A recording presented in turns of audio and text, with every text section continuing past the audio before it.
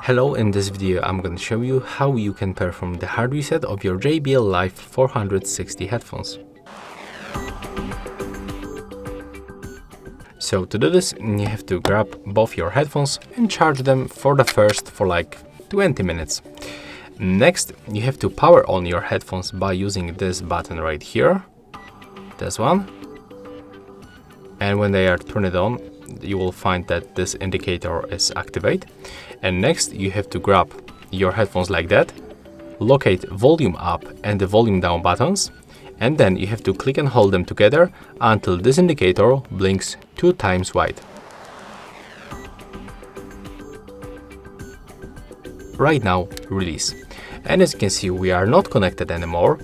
And right now, this indicator is blinking blue. So it means that we successfully reset these headphones and they are in the pairing mode. That's all for this video. Hope you like it.